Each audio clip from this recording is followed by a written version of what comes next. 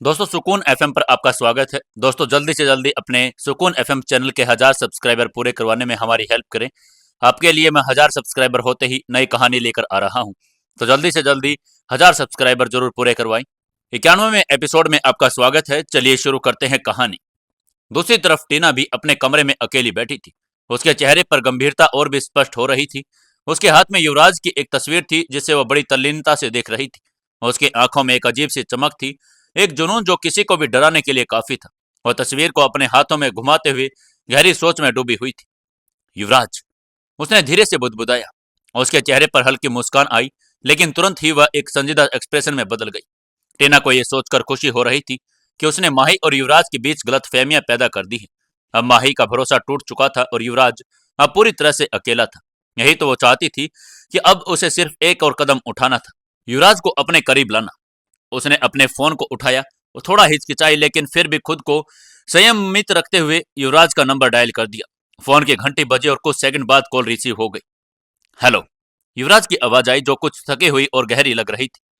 जीजू, टीना ने अपनी आवाज को कोमल बनाते हुए कहा, क्या आप शाम को मुझसे मिल सकते हैं? कुछ जरूरी बात करनी है।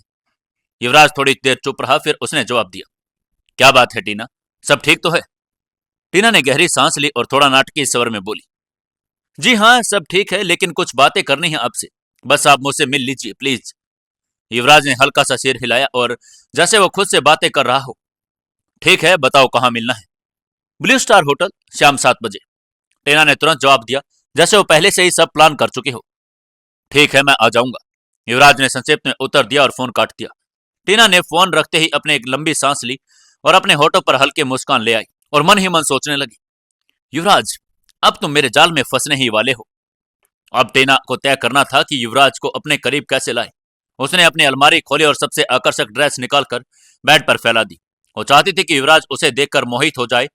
उसने वहीं से तैयारी करनी शुरू कर दी थी। उसने खुद को शीशे में देखा और कुटिल मुस्कान दी। बस अब मुझे अपनी अदाओं का जादू चलाना है, वो बुदबुदाई। उधर मुंबई की ऊंची इमारतों के बीच स्थित सिंघानिया हाउस का हेड ऑफिस अपने शाही अंदाज और प्रभावशाली वास्तुकला के लिए प्रसिद्ध था। ऊंचे शीशे की खिड़कियों में दिखने वाला शहर का नजारा किसी सपने से कम नहीं था। लेकिन इन सब के बीच एक बड़े कॉन्फ्रेंस हॉल में गंभीर माहौल बना हुआ था। बोर्ड मीटिंग शुरू हो चुकी थी। बड़ी बड़ी कुर्सियां पर सिंघानिया ग्रुप के महत्वपूर्ण बोर्ड मेंबर्स बैठ गए थे।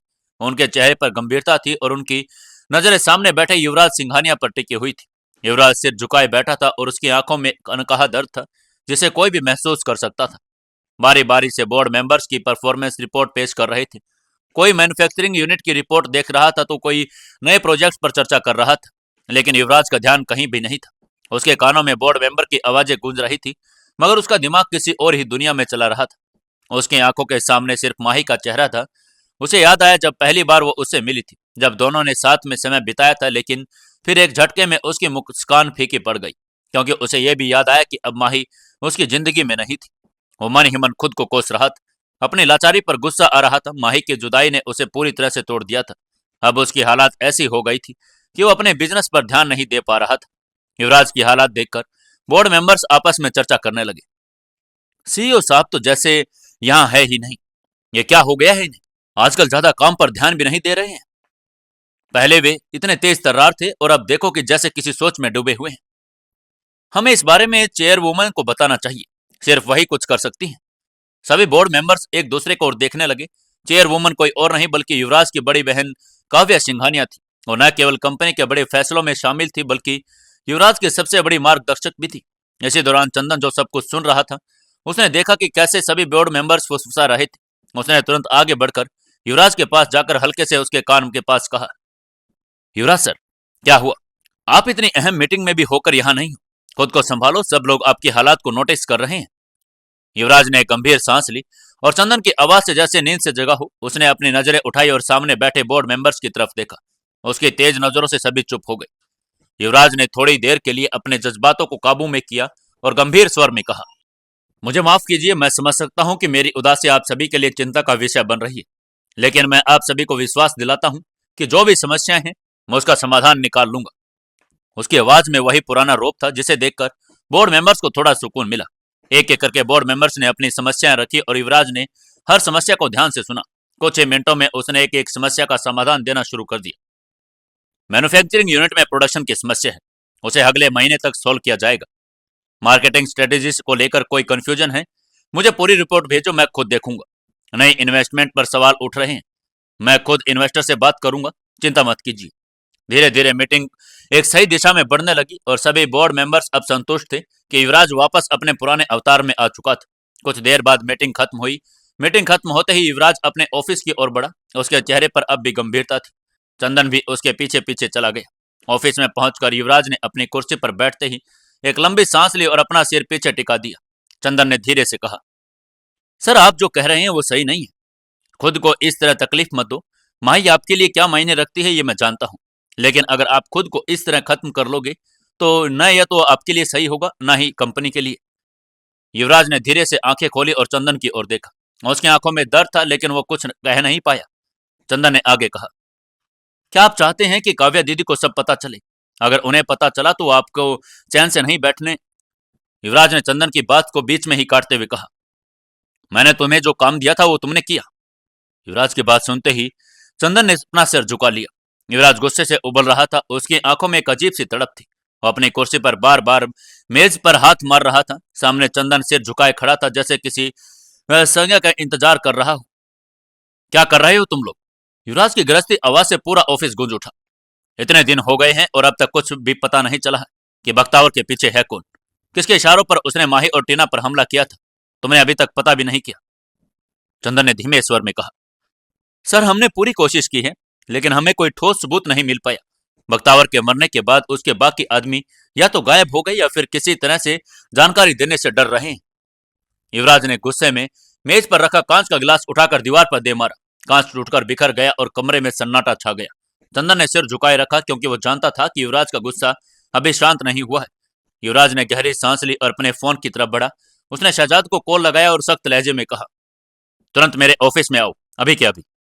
कुछ ही मिनटों में दरवाजे पर दस्तक हुई और शहजाद अंदर आ गया। सावधानी से युवराज के सामने आकर खड़ा हो गया। कुछ पता चला? युवराज ने ठंडे लेकिन खतरनाक लहजे में पूछा। शहजाद ने सिर हिलाते हुए कहा, सर हमने बख्तावर के पुराने संपर्कों को खंगाला है, लेकिन अब तक कोई ठोस जानकारी नहीं मिली। ऐसा लग रहा है कि जैसे कोई बहुत बड़ा खिलाड़ी पर्दे के पीछे से खेल रहा हो। युवराज की भौहें तन गई। उसे महसूस हुआ कि उसके दुश्मन उसे एक कदम आगे चल रहे हैं।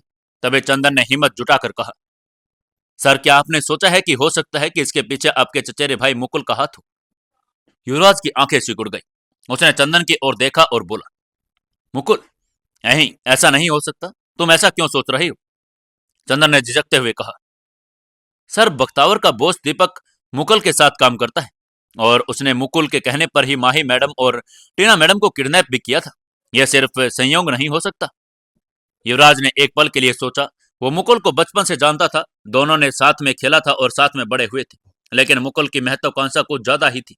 वो हमेशा से युवराज की छाया से बाहर निकलना चाहता था और अपने दम पर कुछ बनना चाहता था। युवराज ने तुरंत शहजाद की ओर देखा और कहा, मुकुल पर नजर रखो। उसकी हर हरकत, उससे मिलने वाले, उसके फोन कॉल, सब कुछ ट्रैक करो। मैं जानना चाहता हूं कि इस वक्त वो कहाँ है और क्या कर रहा है। शहजाद ने सिर हिलाया, जी सर, मैं अभी काम पर लग जाता हूँ।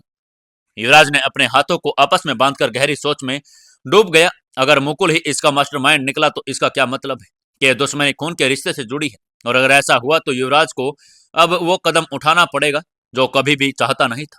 उसने अपने दाहिने हाथ पर मेज पर पड़ी अपनी बंदूक उठाई और गौर से देखा। उसका चेहरा एक ठंडी और खतरनाक मुस्कान में बदल गया। अगर मुकुल इसके पीछे है तो इस खेल की कीमत उसे चुकानी पड़ेगी, युवराज ने बुदबुदाया। चंदन और शहजाद ने एक दूसरे को देखा। वे जानते थे कि युवराज का यह स्वरूप किसी के लिए भी खतरनाक साबित हो सकता था। युवराज ने अपनी कुर्सी से उठते हुए कहा, मैं सीधा घर जा रहा हूं। जब तक मैं घर पहुंचू मुझे मुकुल की हर हरकत की जानकारी चाहिए। अगर वह इसका मास्टरमाइंड निकला तो मैं खुद उसके सामने जाकर उसका हिसाब करूंगा। शहजाद और चंदन ने एक साथ सिर हिलाया। युवराज ने अपना कोट उठाया और वहां से बाहर निकल गया। उसके जाते ही शहजाद ने तुरंत फोन उठाया और अपने आदमियों को मुकुल की निगरानी करने का आदेश दे दिया। मुकुल अब युवराज के रडार पर था। अगर मुकुल इस साजिश में थोड़ा सा भी हाथ अपना रखता है तो उसे इस खेल की भारी कीमत चुकानी पड़ेगी। क्या आपको लगता है कि मुकुल इसका मास्टरमाइंड हो सकता है? क्या होगा आगे जानने के लिए जुड़े रहिए अपनी इस कहानी के साथ। क्या युवराज असली मास्टरमाइंड तक पहुंच पाएगा? जानने के लिए जुड़े रहिए कहानी के साथ। दोस्तों 92वें एपिसोड में आपका स्वागत है। चलिए शुरू करते हैं कहानी। मुकुल अब युवराज के रडार पर था। मुकुल इस साजिश में अगर कुछ भी कदम रखता है तो खेल की कीमत भारी चुकानी पड़ेगी उसे। दूसरी तरफ मुंबई के 5 स्टार होटल मेरिटोन में सबसे महंगे पेंट हाउस में रोशनी जगमगा रही थी। आलिशान झूमर से गिरती सुनहरी रोशनी महंगे शराब के गिलासों पर पड़कर एक अजीब सी चमक पैदा कर रही थी। कमरे में महकता हुआ सिगार का धुआं, महंगे इत्र की खुशबू और विदेशी लड़कियों की धीमी धीमी हंसी माहौल को और भी ज्यादा मदहोश बना रही थी। कमरों के बीचों बीच सफेद रंग के आलिशान सोफे पर बैठा मुकुल एक हाथ में सिगार थामे दूसरे हाथ से विदेशी लड़की की कमर में को सहलाते हुए मंद मंद मुस्कुरा रहा था। उसके चेहरे पर अहंकार था, जैसे वो खुद को इस दुनिया का मालिक समझता हो। उसके सामने टेबल पर फ्रेंच वाइन की महंगी बोतलें रखी थी, जिसके ढक्कन खुले हुए थे, और वो शीशे की उन बोतलों के अंदर भरी शराब मुकुल की जिंदगी की तरह थी, बेजुबान लेकिन बेहद नशीली और खतरनाक। मुकुल ने धीरे धीरे गिलास उठाया, उसमें से हल्की चुस्की ली और अपने विदेशी लड़के के सुनहरे बालों में अपनी उंगलियों को लपेटते हुए धीरे से मुस्कुराया। उसके होठ पर एक शिकारी की मुस्कान तैर रही थी, जैसे किसी मासूम जानवर को जाल में फंसाने के बाद शिकारी को महसूस होता है। मुकुल का स्वभाव बचपन से ही अय्याशी भरा था। मुकुल को जो चाहिए था वो हमेशा मिल जाता था, शराब, लड़कियां, पैसा, ताकत। लेकिन एक चीज जो वो पूरी जिंदगी में पाने की कोशिश करता रहा, वो कभी हासिल नहीं कर पाया। वो हमेशा से युवराज से बड़ा बनना चाहता था, लेकिन आज तक वो युवराज के सामने भी खड़ा होने की हिम्मत नहीं कर पाया था। उसका चचेरा भाई युवराज सिंघानिया उसे सिर्फ 2 साल बड़ा था, लेकिन हमेशा से उसे 10 गुना आगे रहा। बचपन से ही तुलना होती रही थी कि जहां मुकुल जाता लोग युवराज की मिसाल देते थे। मुकुल को हमेशा ही युवराज से छोटा और कमतर आंका जाता रहा। यह चुभन मुकुल के दिल में इतनी गहराई में समा गई कि वो किसी भी कीमत पर युवराज से आगे निकलना चाहता था और युवराज को हराने के लिए किसी भी हद तक जाने के लिए तैयार बैठा था। तभी कमरे का दरवाजा खुला। एक अधेड़ उम्र का आदमी कमरे में दाखिल हो गया। उसने एक नजर घुमाई और एक पल के लिए कमरे का माहौल का जायजा लिया। विदेशी लड़कियां, बिखरी हुई शराब की बोतलें, सिगार का धुआं और ठहाकों की गूंज भरा कमरा। ये व्यक्ति मेहता साहब था, जो युवराज के बिजनेस एम्पायर में काम करने वाला एक बड़ा अधिकारी। लेकिन असल में वो मुकुल का जासूस था, जो सालों से युवराज की हर गतिविधि मुकुल को रिपोर्ट करता आ रहा था। मुकुल के चेहरे पर एक शरारती मुस्कान आ गई। आइए मेहता साहब, मुकुल ने सिगार का धुआं छोड़ते हुए कहा। आपकी तबीयत कैसी है? मेहता साहब ने थोड़ी हिचकिचाहट के साथ जवाब दिया। बिल्कुल ठीक सर, लेकिन ये सब। उन्होंने इशारा विदेशी लड़कियों की तरफ किया, जो अभी भी कॉकटेल गिलास में लेकर मुस्कुरा रही थी। मुकुल ठहाका लाकर हंस पड़ा। ओ मेहता साहब, आपको देखकर तो लग रहा है कि आप बेजवानी के दिनों में घूम गए हैं। बोलिए, आपके लिए भी कुछ मंगवाएं? मेहता साहब की आंखों में चमक आ गई। वो लड़कियों को देखे जा रहे थे, जिनकी उम्र मुश्किल से 20-21 की होगी। उनके चेहरे पर हवस की झलक रही थी और मुस्कुल ने देख लिया था। गर्ल्स, मुकुल ने एक उंगली घुमाते हुए लड़कियों से कहा, मेहता साहब की खातिरदारी करो। लड़कियों ने हंसते हुए मेहता साहब की ओर करीब जाना शुरू कर दिया। उनकी उंगलियां मेहता साहब के सीने पर फिसलने लगी। मेहता साहब की सांसें तेज हो गई थी, उनकी आंखें भी लालच से भर गई थी। मुकुल ये सब देखकर जोर जोर से हंसने लगा। उसके लिए सिर्फ एक खेल था, लेकिन मुकुल के दिमाग में सिर्फ अय्याशी नहीं चल रही थी, वो एक बड़ी साजिश भी रच रहा था। जैसे ही मेहता साहब ने अपनी काम पूरा कर लिया, मुकुल ने उस सोफे पर बैठाया और गिलास में शराब डालते हुए कहा, तो बताइए, युवराज सिंघानिया के तबाही की तैयारी कहां तक पहुंची? मेहता साहब ने जल्दी से अपना कोट सही किया और गला साफ करते हुए बोले, सर, मैंने अपनी जानकारी के अनुसार पता किया है कि सिंघानिया ग्रुप के कुछ बोर्ड मेंबर आपके पक्ष में आने के लिए तैयार हो रहे हैं। वो लोग युवराज से नाखुश हैं। अगर हम उन्हें सही ऑफर दें तो आपके साथ आ सकते हैं। मुकुल की आंखें चमक उठी। बहुत बढ़िया मेहता साहब, इस बार खेल ऐसा होगा कि युवराज सिर्फ बिजनेस ही नहीं, बल्कि अपनी इज्जत भी खो देगा। उसने अपने गिलास को हाव में उठाते हुए हंसते हुए कहा, युवराज सिंघानिया की बर्बादी के नाम। मुकुल अपनी अयाशी और साजिशों में डूबा हुआ था, लेकिन मुकुल को यह नहीं पता था कि उसकी ये दुनिया जल्द ही तबाह होने वाली थी।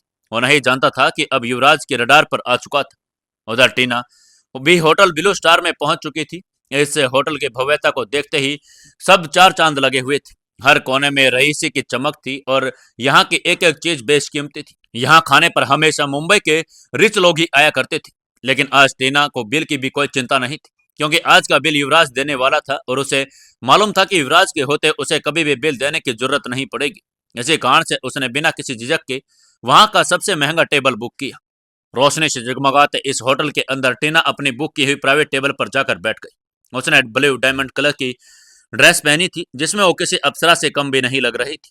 उसकी सुंदरता पर वहां मौजूद हर व्यक्ति की नजरें टिक गई। लड़के उससे बात करने के बेताब थे, लेकिन टीना की आंखें बस एक शख्स को ढूंढ रही थी, युवराज। ऐसे बीच होटल के एंट्रेंस पे हैंडसम सा दिखने वाला एक लड़का एंटर हुआ। उसके चाल में आत्मविश्वास था और आंखों में एक अलग ही घमंड की चमक थी। ये कोई और नहीं बल्कि राठौड़ इंडस्ट्री का इकलौता वारिस गौतम राठौड़ था। भले ही राठौड़ परिवार का कद सिंघानिया ग्रुप से जितना बड़ा ना हो, लेकिन मुंबई के बिजनेस वर्ल्ड में उनकी भी अलग अपनी पहचान थी। गौतम ने टीना को अंदर जाते देखा तो उसकी नजरें वहीं पर ठहर गई। वो पहली ही नजर में टीना पर मोहित हो गया और मन ही मन सोचने लगा कि वो किसी भी हालात में टीना को अपने साथ कर लेगा। उसके अंदर यह विश्वास था कि कोई भी लड़की उसके अट्रैक्शन से बच नहीं सकती। इसी सोच के साथ वो टीना की ओर बढ़ गया। टीना अपने टेबल पर बैठी युवराज का इंतजार कर रही थी। तभी गौतम ने बेझिझक होकर उसके सामने वाली कुर्सी खींची और बैठते हुए बोला, हेलो मिस गॉर्जियस। टीना उसकी इस बेशर्मी से हैरान थी। उसे समझ ही नहीं आया कि आदमी कौन है जो उसकी प्राइवेसी में इस तरह घुस आया। उसके माथे पर हल्की शिकन आ गई। वो सवालिया नजरों से गौतम की ओर देखने लगी। गौतम ने उसके निगाहों में सवाल देखा, हल्का सा मुस्कुराया और कहा, मेरा नाम गौतम है और मैं राठौड़ इंडस्ट्री का इकलौता वारिस हूँ। इतना कहकर उसने टीना को ऊपर से नीचे तक गंदी नजरों से घूरा। टीना ने उसके बात का कोई जवाब नहीं दिया। वो गुस्से में गौतम की ओर देखने लगी। गौतम को टीना की अदा और भी ज्यादा भाग गई। उसने फिर कहा, मुझे लगता है कि तुम्हें मेरी मौजूदगी कुछ खास पसंद नहीं आई। टीना ने तंज भरे लहजे में मुस्कुराते हुए कहा, वाह, आप तो बहुत होशियार हैं मिस्टर। सॉरी, आपने अपना नाम क्या बताया था? टीना का यह जवाब सुनकर गौतम थोड़ा चौंका, क्योंकि पहली बार किसी लड़के ने उसके नाम को इस तरह अनदेखा किया था। लेकिन फिर उसने सोचा कि इतनी खूबसूरत लड़की का नखरा तो बनता ही है। उसने हंसते हुए कहा, मुझे तुम्हारा एटीट्यूड बहुत पसंद आया। इतनी खूबसूरत लड़की पर थोड़ा नखरा तो अच्छा लगता ही है। लेकिन टीना को गौतम की बातें बिल्कुल भी पसंद नहीं आ रही थी। उसने गुस्से में घूरते हुए कहा, आप यहां से जाएं, नहीं तो मैं सिक्योरिटी को बुला लूंगी। गौतम जोर जोर से हंसने लगा और बोला, ओहो अच्छा, बुलाओ, सिक्योरिटी को बुलाओ, मैं भी देखता हूं कि मेरा वो क्या कर सकते हैं। इतना कहने के बाद वो फिर से हंसने लगा। टीना उसकी बेशर्मी देखकर घबरा गई। उसकी घबराहट उसके चेहरे पर साफ झलक रही थी। गौतम ने उसे डराने के इरादे से कहा, चलो मैं तुम्हारे लिए कुछ आसान बना देता हूँ। आज की रात तुम मुझे खुश कर दो, बदले में तुम्हें इतना पैसा दूंगा कि तुम पूरी जिंदगी ऐश करोगी। टीना को जैसे ही गौतम की गंदे नियत का एहसास हुआ, उसने गुस्से में कहा, क्या बकवास कर रहे हो तुम? लेकिन गौतम ने जब देखा कि टीना आसानी से मानने वाली नहीं, तो उसने जबरदस्ती उसका हाथ पकड़ लिया और उसे वहां से लेकर जाने की कोशिश करने लगा। लेकिन तभी, छोड़ दो उसे, एक भारी और सख्त आवाज गूंजी। गौतम ने मुड़कर देखा तो सामने एक लंबे, आकर्षक और सख्त चेहरे वाला व्यक्ति खड़ा था। ये कोई और नहीं बल्कि युवराज सिंघानिया था। गौतम ने युवराज को पहले कभी देखा नहीं था, इसलिए उसे अंदाजा नहीं था कि आदमी कोई और नहीं बल्कि सिंघानिया ग्रुप का सीईओ है। उसने युवराज की ओर घूरते हुए कहा, तुम कौन हो? ये कहने के बाद गौतम युवराज के चेहरे की तरफ देखने लगा। इससे पहले कि युवराज उसकी बात का जवाब देता, गौतम ने आगे कहा, देख, तू जो कोई भी है, हमारे बीच में मत पड़, वरना अपनी जान से जाएगा। ये कहते हुए गौतम टीना का हाथ पकड़ने के लिए आगे बढ़ने लगा। लेकिन तभी युवराज उसके सामने आ गया। ओह, तो तुम्हें मौत से डर नहीं लगता क्या? मेरे रास्ते में मत आ। गौतम ने युवराज को झिड़कते हुए कहा। युवराज ने देखा कि गौतम के माथे पर बल पड़ गए थे और उसकी आंखें गुस्से से लाल हो गई थी। लेकिन युवराज ने उस पर कोई गुस्सा नहीं दिखाया, बल्कि वह मुस्कुराता हुआ गौतम के पास जाने लगा। गौतम ने पास पहुंचते पहुंचते उसने वहां टेबल पर रखी पानी की बोतल भी उठा ली। तभी गौतम के कुछ दोस्त भी कमरे के अंदर आ गए थे। उन्होंने जब युवराज को गौतम की तरफ बढ़ते हुए देखा तो वो भी हैरानी से युवराज की तरफ देख रहे थे। उनमें से एक ने कहा, अरे ये है कौन जो भाई की तरफ बोतल लेकर बढ़ता जा रहा है? तो दूसरे ने आगे कहा, मुझे तो ये कोई पागल लग रहा है। देख कैसे गौतम भाई की तरफ बढ़ता जा रहा है। लगता है गौतम का पूरा सिर फोड़ देगा। देखना अभी क्या पंगा करता है ये। पागल है क्या? गौतम भाई के सामने टिक जाएगा ये? देखना गौतम भाई दो थप्पड़ में इसे नीचे गिरा देंगे। अपने मौत के सामने जा रहा है पागल। इसी वक्त युवराज का गुस्सा भी बढ़ रहा था। उधर गौतम को लग रहा था कि जैसे युवराज उस पर बोतल से हमला करेगा, उसका हाथ रोक लेगा तो दो थप्पड़ लगाकर उसे सीधा कर देगा। क्या होगा अब आगे? क्या युवराज और गौतम आपस में लड़ाई करेंगे? इस लड़ाई का नतीजा क्या निकलेगा? जानने के लिए जुड़े रहिए अपने इस कहानी बेमानी मोहब्बत के साथ। दोस्तों, कहानी को ज्यादा से ज्यादा शेयर करें, लाइक करें और कमेंट करके हमें जरूर बताएं कि कहानी कैसी लग रही है। दोस्तों, 93वें एपिसोड में आपका स्वागत है। चलिए शुरू करते हैं कहानी। युवराज को अभी गुस्सा लगातार बढ़ता जा रहा था। गौतम इसी बारे में सोच रहा था कि तब तक युवराज उसके बहुत करीब पहुंच चुका था। उसने टेबल से एक गिलास में पानी भरा और गौतम के सामने खड़ा हो गया। आ गई ना अकल ठिकाने। बोतल तो ऐसे उठा रहा था जैसे अभी कुछ करेगा।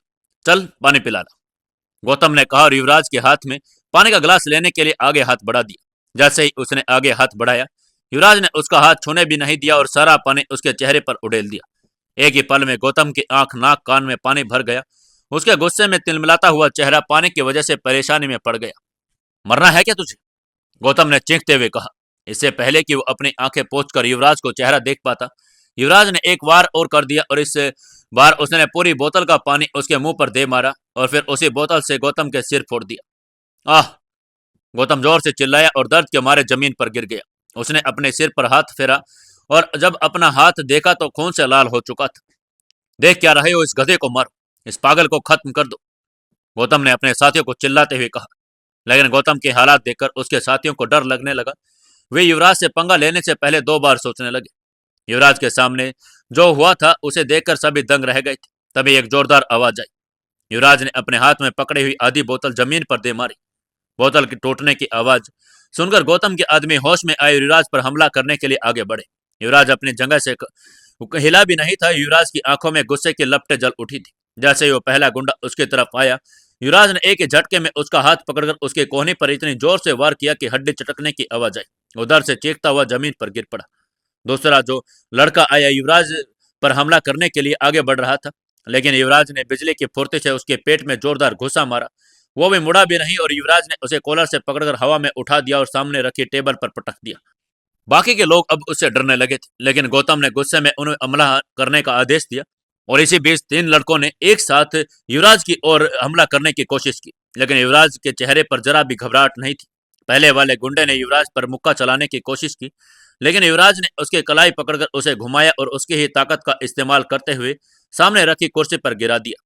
दूसरा लड़का पीछे से हमला करने की कोशिश कर रहा था, लेकिन युवराज पहले ही भांप चुका था कि उसे पीछे मुड़ते ही उस गुंडे के सीने पर जोरदार लात मारी, जिससे वो भी पीछे की ओर उड़ता हुआ जमीन पर जा गिरा। अब एक ही बचा था। वो डर से कांपने लगा, लेकिन उसकी हिम्मत जुटाकर उसने युवराज पर हमला करने की कोशिश भी की। युवराज ने अपनी तेज गति से उसका हाथ पकड़कर उसकी गर्दन के पास एक चोप मारी, जिससे उसकी आंखों के सामने अंधेरा छा गया और वो बेहोश हो गया। गौतम यह देखकर बुरी तरह से डर गया था। युवराज हंसते हुए गौतम के सामने आया। गौतम को ऐसा लग रहा था कि जैसे उसकी मौत उसके सामने खड़ी हो। वो गुस्से के कारण और आंखों में शीशा चले जाने की वजह से सिर्फ हवा और अपने हाथ पैर चला रहा था। इस बात से कोई फर्क नहीं पड़ रहा था कि उसके सामने कौन खड़ा है। मुझे तो यह जानने की इच्छा हो रही कि तेरे जैसे आदमी को बॉस किसने बना दिया, किसने बनाया इसका बॉस, युवराज ने कहा और गौतम के छाती में हल्के से एक लात मार दी। इसके बाद उसने गौतम को घूर कर देखा और बोला, अगर मैंने आज के बाद तुम्हें यहाँ देखा, किसी भी लड़की को परेशान करते हुए देखा, तो याद रखना कि यह बोतल अगली बार तेरी छाती में घुसेड़ दूंगा। युवराज ने उसकी छाती पर जोर से एक और लात मारी और फिर छोड़ दिया। टीना को लेकर वहां से जाने ही वाला था, तभी गौतम ने गुस्से में चिल्लाते हुए कहा, रुक, तू रुक, अभी मैं तुझे बताता हूं कि मैं हूं कौन। युवराज ने उसकी बात पर हंसते हुए कहा, अगर तुझे अभी भी समझ नहीं आ रहा कि बात कैसे करते हैं, तो मेरी जुबान की जगह मेरे जूते तुझसे बात करेंगे। उससे पहले तो तुझे एक बात बता देता हूं, तू चाहे गौतम को कितना भी जोर से मार ले, लेकिन गौतम से तू बच नहीं सकता। इतने में उसने अपना फोन निकाल लिया और किसी को फोन करने लगा। अकरम, यहाँ कुछ लोगों को भेजो। जैसे ही वहां खड़े लोगों ने गौतम के नाम मुंह से अकरम का नाम सुना, तो उनका सब खून जमा हो गया। सब लोगों को युवराज की चिंता होने लगी। अकरम उस इलाके का सबसे बड़ा नाम था और वह युवराज को एक ही झटके में खत्म कर सकता था। अकरम, ये अकरम, इधर युवराज को यह नाम कुछ सुना सुना लग रहा था। इससे पहले कि वो अपनी जुबान से कुछ कह पाता, दूसरे आदमी ने कहा, सुन, इससे पहले कि वो यहाँ आए तो इस आदमी से माफी मांग ले, क्योंकि अगर अकरम ने यहाँ अपने आदमी भेज दिए तो तेरा बचना मुश्किल हो जाएगा। बाकी सभी लोग भी युवराज को सही सलाह देने की कोशिश कर रहे थे, लेकिन जैसे युवराज को याद आया कि अकरम और कोई नहीं वसीम का लेफ्ट हैंड है, तो युवराज को जोर से हंसी आ गई। उसे ऐसे ही हंसते हुए देखकर गौतम को और गुस्सा आ गया। गधे, तू हंस रहा है, अब तुझे पता चलेगा कि डर क्या होता है। अकरम भाई के आदमी को हाथ लगाने की हिम्मत तेरी आगे से नहीं होगी, गौतम ने युवराज को दांत पीसते हुए कहा। उसे लग रहा था कि युवराज ने इससे पहले जो कुछ भी कहा है उसे उसके ऊपर पछतावा हो रहा होगा, इसलिए गौतम ने आगे कहा, इससे पहले कि अकरम भाई के आदमी इधर आए, तेरा सिर खोले, गिर मेरे पैरों में और माफी मांग। अपने जुबान से मेरे जूते चाट और बोल, बोल पापा, मुझसे गलती हो गई, पापा मुझे माफ कर दो, जब तक तू ये नहीं करेगा मैं तुझे जाने नहीं दूंगा। मैंने तुझे पहले ही कहा था कि अपने जुबान पर थोड़ा काबू रख, बहुत चल रही है। युवराज ने गौतम से कहा और एक जोरदार लात उसको फिर से मार दी। अधमरा सा गौतम फिर से जमीन पर जा गिरा। युवराज की आंखों ने उसे अकरम के नाम से कोई डर नजर नहीं आ रहा था। अबे अकरम को फोन लगा, तू रुक, ए पकड़ कर रखे इसे।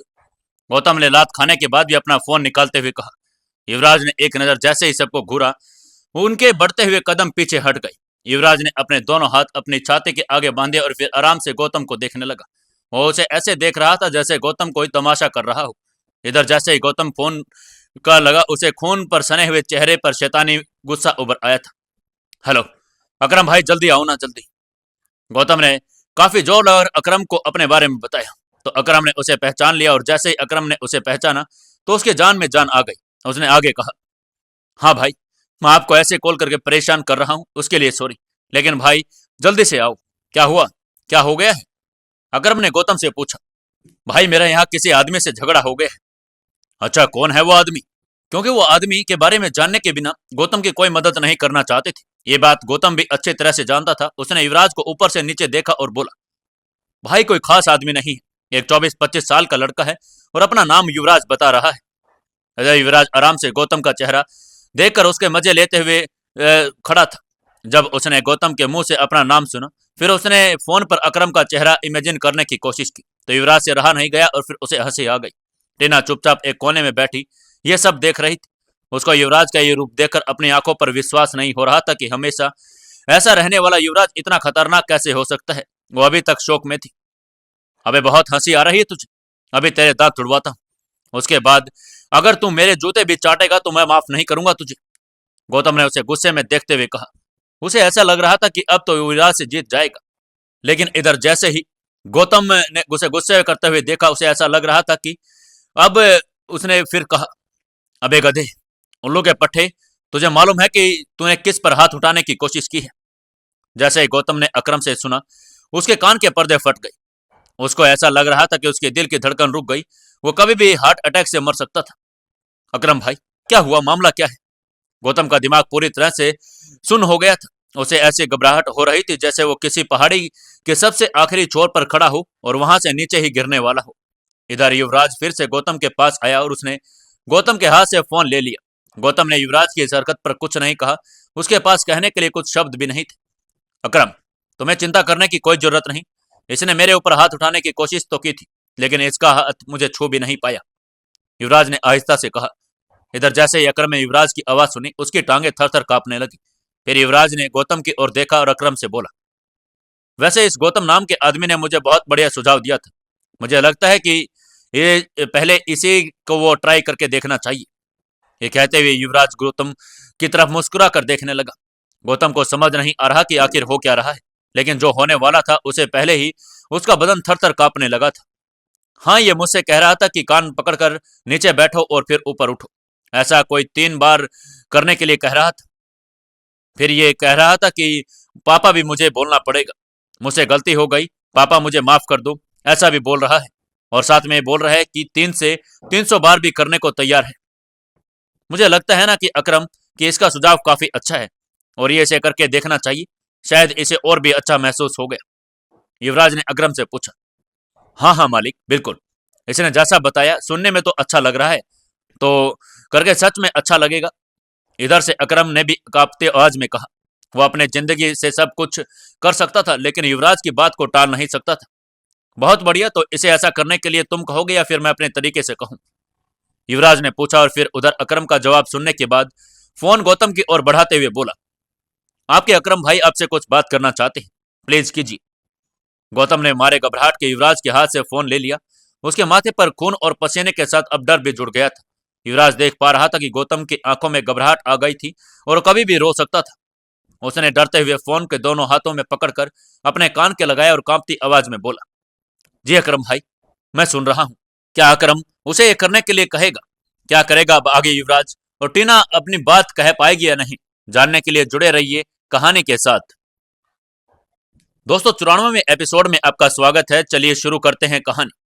जब अकरम ने अपनी बात पूरी कही तो गौतम के चेहरे के 12 बज गए।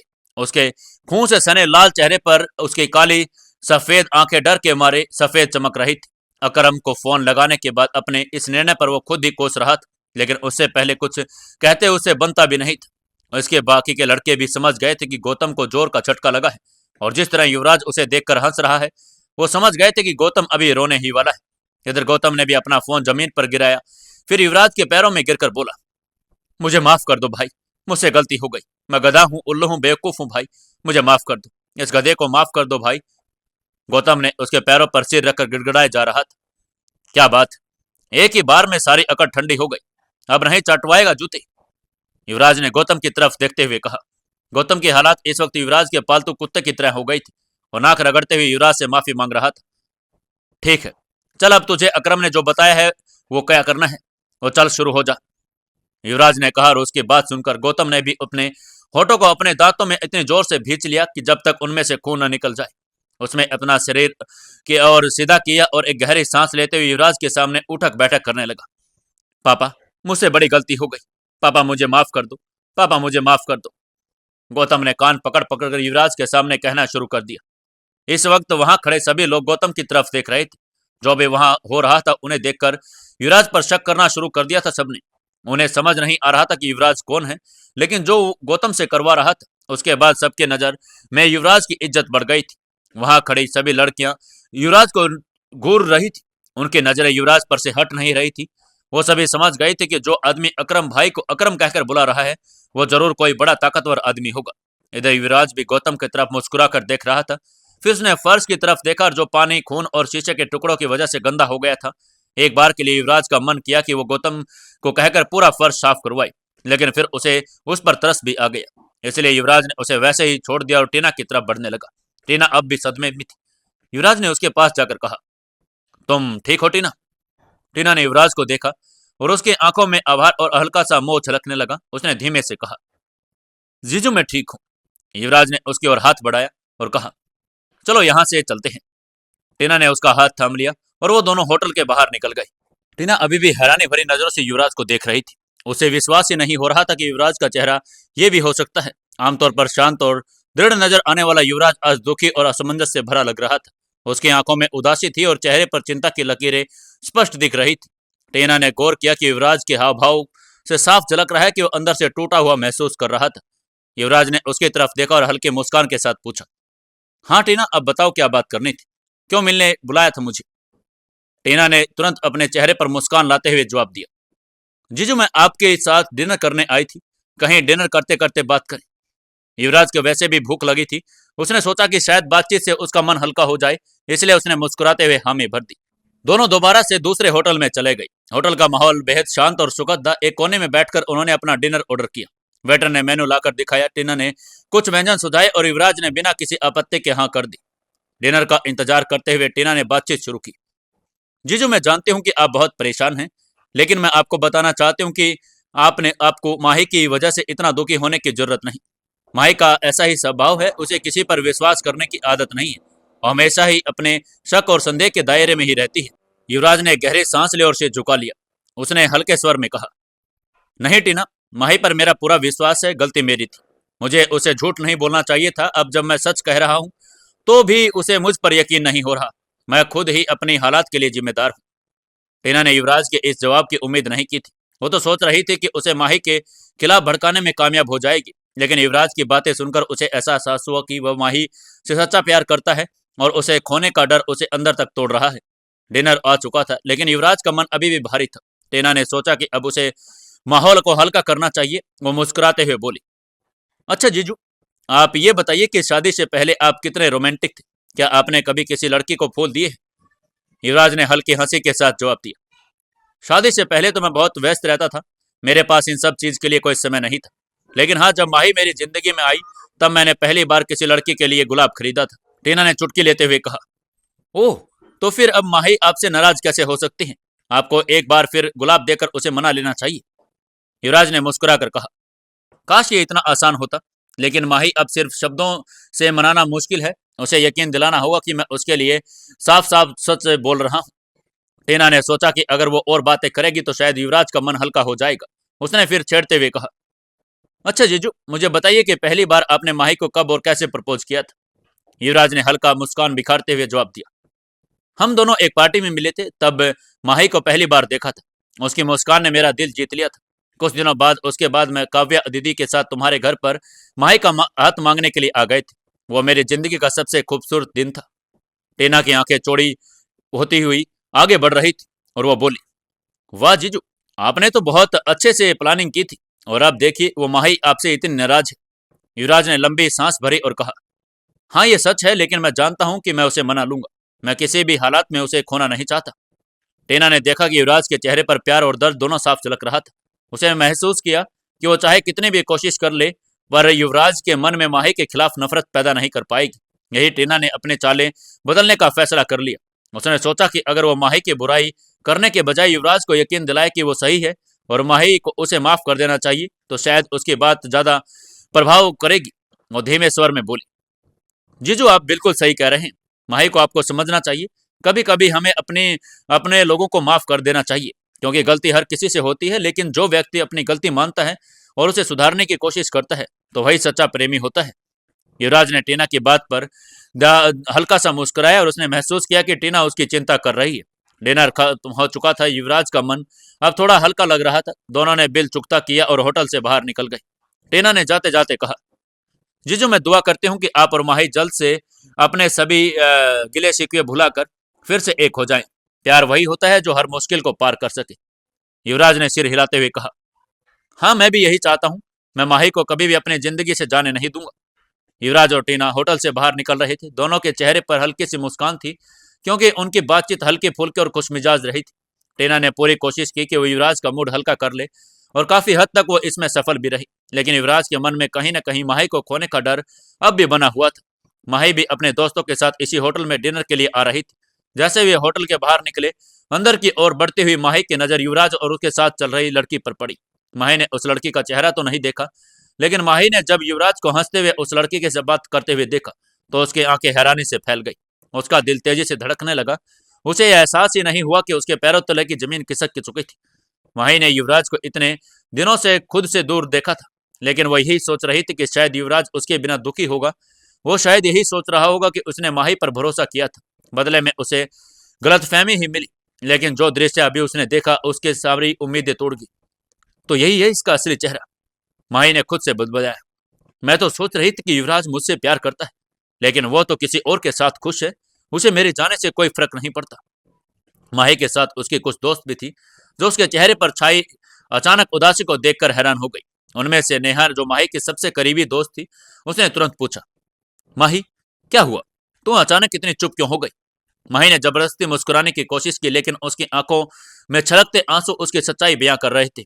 उसने अपने दोस्तों को नजरअंदाज करते हुए फोन निकाला और ऐसा दिखाने लगी कि जैसा किसी से बात करने लगी हो, लेकिन असल में वो खुद को संभालने की कोशिश कर रही थी। माही, कुछ तो बता, तुझे हुआ क्या है? नेहा ने फिर से पूछा। माही ने अपने आंसुओं को रोकते हुए कहा, कुछ नहीं, अचानक से सर में दर्द हो रहा है, शायद मुझे घर जाना चाहिए। अरे लेकिन हम तो यहाँ डिनर के लिए आए थे, दूसरी दोस्त रिया ने कहा। नहीं, सच में मेरा मूड नहीं है, तुम लोग खाना खा लो, मैं निकलती हूँ, माही ने कहा और जल्दी जल्दी से होटल से बाहर जाने लगी। उसका मन कर रहा था कि वो जोर जोर से रोए, लेकिन उसने खुद को संभाला और ऑटो रिक्शा रोकने के लिए सड़क किनारे आकर खड़ी हो गई। तभी उसकी नजर एक बार फिर होटल के गेट पर पड़ी, जहां युवराज और वो लड़की खड़े हुए थे।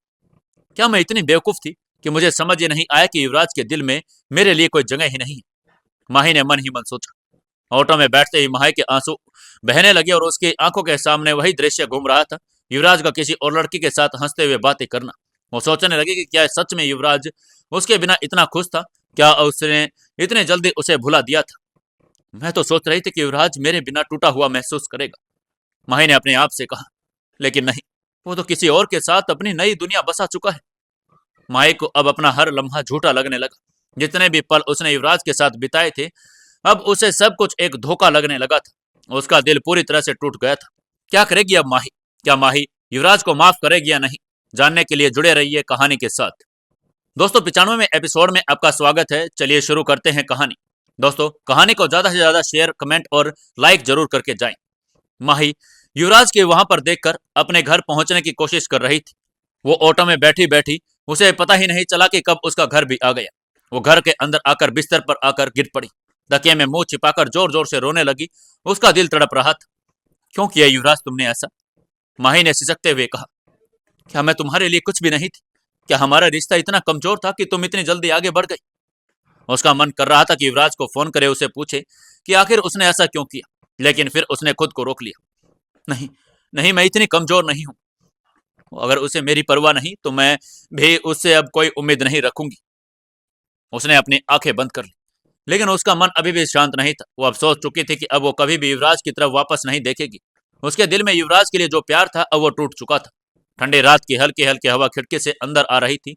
कमरे में हल्का अंधेरा था, बस कोने में रखे नाइट लैंप की रोशनी पूरे माहौल को उदासी से भर रही थी। माही अपने बेड पर औंधे मुंह गिरी हुई थी। उसकी सिसकियों वह पूरे कमरे में गूंज रही थी। उसका दिल टूट चुका था, उसका भरोसा बिखर चुका था, और सबसे बड़ी बात, उसका आत्मसम्मान उसे धिक्कार रहा था। वह अपनी हथेलियों में अपने चेहरे को ढके हुए थी और उसके आंसू लगातार तकियों को भिगो रहे थे। उसके बाल बिखरे हुए थे और उसकी सांसें भारी हो रही थी। आंखें सूज चुकी थी, होठ कांप रहे थे और पूरा शरीर कमजोरी से इतर बितर था। आज उसे यकीन हो गया कि उसकी दुनिया वैसी नहीं थी जैसा उसने सोचा था। तभी कमरे का दरवाजा हल्के से खुला। माही, यामिनी की आवाज आई। माही ने कोई जवाब नहीं दिया। उसकी सिसकियां चलती ही रही। यामिनी धीरे धीरे आगे बढ़ी और उसके बेड पर बैठ गई। उसने माही के सिर पर हाथ फेरा। क्या हुआ बेटा? तुम तो अपनी दोस्तों के साथ डिनर पर गई थी, फिर इस हाल में क्यों? माही ने कोई जवाब नहीं दिया, बस वो जोर जोर से रोने लगी। उसका मन किसी के भी सवालों का जवाब देने के लिए तैयार नहीं था, लेकिन उसकी भावनाएं अब और अंदर तक नहीं रह सकती थी। यामिनी ने फिर उसका सिर सहलाया और कहा, माही मेरी बच्ची, कुछ तो कहो, हुआ क्या है? माही अचानक उठकर यामिनी से लिपट गई, जोर जोर से रोने लगी। उसकी हिचकियां तेज हो गई। उसने अपनी पूरी ताकत से यामिनी को पकड़ कर रखा था, जैसे अगर उसने छोड़ा तो वो पूरी तरह से टूटकर बिखर जाएगी। मॉम, बस वो इतना कहकर रो पड़ी। यामिनी ने उसे अपनी बाहों में कसकर पकड़ लिया और प्यार से उसकी पीठ थपथपाने लगी। क्या हुआ माही, बताओ मुझे, क्या हुआ है? माही ने सुबकते हुए कहा, मॉम, मॉम, मैंने मैंने आज युवराज को किसी और लड़की के साथ देखा। इतना कहते हुए माही फूट फूट कर रोने लगी। यामिनी ने चौंक कर उसकी तरफ देखा। क्या? तुमने सही से देखा था क्या? माही ने अपना सिर हिलाया। हाँ मॉम, मैं अपनी दोस्तों के साथ होटल में गई थी, तब मैंने उसे वहां देखा। वो एक लड़की के साथ था और वो बहुत खुश लग रहा था। वो हंस रहा था, बात कर रहा था, और जैसे उसे मेरी कोई परवाह ही नहीं हो। यामिनी ने उसकी बातें सुनी और गहरी सांस ली। उसने माही को थोड़ा अलग किया और उसके गालों को सहलाया। माही बेटा, ये मत सोचो कि तुम सिर्फ ऐसा महसूस कर रही हो। ये जो मर्द जात होती है, इनका यही स्वभाव होता है।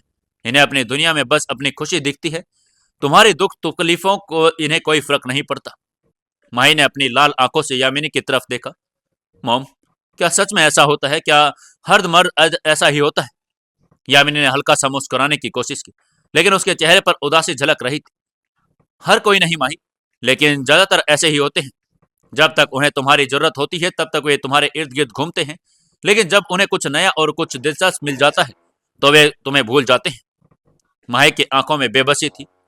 लेकिन मॉम, युवराज ऐसा क्यों करेगा? मैंने तो उसे कोई तकलीफ नहीं दी। मैं उसे हमेशा के साथ उसके साथ रही। उसके हर अच्छे बुरे वक्त में मैंने उसका साथ दिया, फिर भी और किसी के साथ?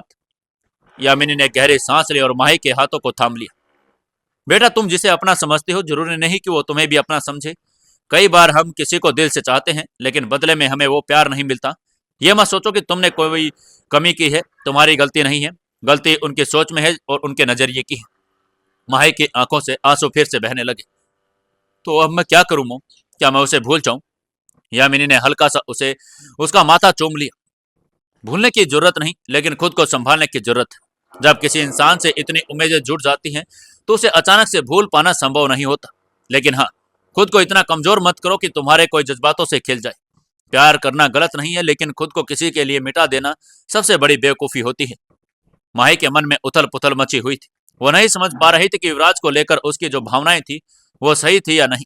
वो समझ पा रही थी कि अब उसे क्या करना है, लेकिन इतना जरूर था कि यामिनी की बातों ने उसे थोड़ा सुकून दिया था। उसने गहरी सांस ली और अपने आंसू पोंछने की कोशिश की। मॉम, क्या मैं उसे माफ कर दूं? यामिनी ने हल्की मुस्कान के साथ कहा। अगर तुम्हें लगता है कि वो माफी के काबिल है तो कर दो, लेकिन पहले खुद से पूछो कि क्या वो तुम्हारे भरोसे के काबिल है। माही चुप हो गई। यही तो सबसे बड़ा सवाल था। क्या युवराज अब भी उसके भरोसे के लायक था? क्या वो अब भी उसके साथ वैसा ही देख सकती थी जैसा पहले देखती थी? कमरे में कुछ पल के लिए शांति छा गई। बस खिड़की से आती ठंडी हवा पर्दों को हिला रही थी। माही की आंखों में अब भी दर्द था, लेकिन उसके अंदर एक नया संकल्प भी जन्म ले रहा था। टीना भी इस समय घर लौट चुकी थी। उसने अपने कपड़े बदले और सीधे माही के कमरे की ओर बढ़ गई। कमरे का हल्का दरवाजा खुला था और अंदर घुसते ही उसने देखा कि माही बिस्तर पर बैठी कहीं खोई हुई थी। उसकी आंखें अभी भी भीगी हुई थी और चेहरे पर निराशा की गहरी छाप थी। उसकी आंखें सूजी हुई थी, चेहरे पर अब भी आंसुओं की एक नमी झलक रही थी। वो लगातार युवराज के बारे में सोच रही थी। अगर तुम आगे बढ़ सकते हो तो मैं भी तुम्हें याद नहीं करूंगी, माही ने खुद से कहा और उसने अपने आंसू पोंछे और खुद को समझाने की कोशिश करने लगी कि उसे युवराज की याद में अपना वक्त बर्बाद नहीं करना चाहिए। लेकिन दिल था कि मानने को तैयार नहीं था। जितना वो उसे भुलाने की कोशिश करती, उतना ही युवराज की हंसती हुई तस्वीर उसके सामने आ जाती। तभी दरवाजे पर टीना आ गई। माही ने अपनी भावनाओं को संभालने की कोशिश की और धीरे से कहा, आ जाओ। टीना अंदर आई। उसने देखा कि माही किसी गहरी सोच में डूबी हुई थी। उसके चेहरे पर उदासी और बेबसी साफ झलक रही थी। टीना ने माही के पास जाकर कहा, क्या सोच रही हो माही? माही ने गहरी सांस ली और धीरे से कहा, मैंने आज युवराज को किसी और लड़की के साथ देखा। वो दोनों साथ में होटल से बाहर निकल रहे थे और वो लड़की उसके हंस हंस कर बातें कर रही थी। युवराज भी बहुत खुश लग रहा था। टीना उसकी बात सुनकर चौंकी नहीं, क्योंकि उसे अंदाजा हो गया कि माही ने उसे ही देखा होगा। लेकिन उसने माही का शक दूर करने के बजाय उसे और भड़काने का फैसला किया। टीना एक लंबी सांस ली और कहा, देखा माही, मैंने पहले ही कहा था कि ये अमीर लोग ऐसे ही होते हैं। उनके लिए रिश्तों की कोई अहमियत नहीं होती। तुम्हारे लिए जो प्यार था वो उसके लिए बस एक खेल था। अब देखो ना, जब तुमसे थोड़ा सा झगड़ा हुआ तो उसने फौरन किसी और को अपना लिया। बचा या है यही ये सच्चा प्यार होता है? माही की आंखों में दर्द उभर आया। उसने निराशा से टीना की ओर देखा और कहा, पर टीना, युवराज ऐसा नहीं था। वो कभी मुझसे धोखा नहीं दे सकता। टीना ने तुरंत उसकी बात काटी। माही, तुम बहुत भोली हो। हर धोखेबाज पहले बहुत अच्छा लगता है, पर जब सच्चाई सामने आती है तब इंसान को समझ आता है कि वो कितनी बड़ी गलती कर चुका है। माही का दिल टूटने लगा था। उसे ऐसा लगने लगा था कि शायद टीना सही कह रही है। युवराज को देखते ही उसने कितनी उम्मीदें लगा रखी थी, लेकिन उसने उसे इतना छोड़ दिया था। लेकिन टीना, अगर वो मुझे भूल चुका है तो क्या मैं अब भी उसके बारे में सोच रही हूँ? माही की आवाज में दर्द झलक रहा था। टीना ने माही के कंधे पर हाथ रखा और मुस्कुराई, क्योंकि तुम उसे सच्चे दिल से प्यार करती हो। लेकिन अब वक्त आ गया है कि तुम आगे बढ़ो। वो अपनी जिंदगी से खुश है और तुम्हें भी अपनी खुशियां तलाशनी चाहिए। माही ने गहरी सांस ली और आंखें बंद कर ली। उसे समझ नहीं आ रहा था कि क्या सही है और क्या गलत। उसने खुद को समझाने की कोशिश की कि युवराज अब उसकी जिंदगी का हिस्सा नहीं है, लेकिन दिल मानने को तैयार नहीं था। रात गहरी होती जा रही थी, लेकिन माही का मन तूफान मचाने को तैयार था। उसने टीना की तरफ देखा और कहा, तुम ठीक कह रही हो। मुझे अब और नहीं रोना चाहिए। अब युवराज आगे बढ़ सकता है तो मैं भी आगे बढ़ूंगी। टीना ने मुस्कुराते हुए माही को गले लगा लिया, लेकिन उसकी आंखों में एक अजीब सी चमक थी। वो जानती थी कि उसने माही को युवराज के खिलाफ पूरी तरह से भड़का दिया था। क्या करेगी माही? क्या माही युवराज के खिलाफ जाने की कोशिश करेगी या फिर उससे पहले युवराज उसे मना लेगा? जानने के लिए जुड़े रहिए अपने इस कहानी बेमानी मोहब्बत के साथ। दोस्तों, कहानी को ज्यादा से ज्यादा लाइक करें, शेयर करें और कमेंट करके हमें जरूर से जरूर बताएं कि आपको कहानी कैसी लग रही है।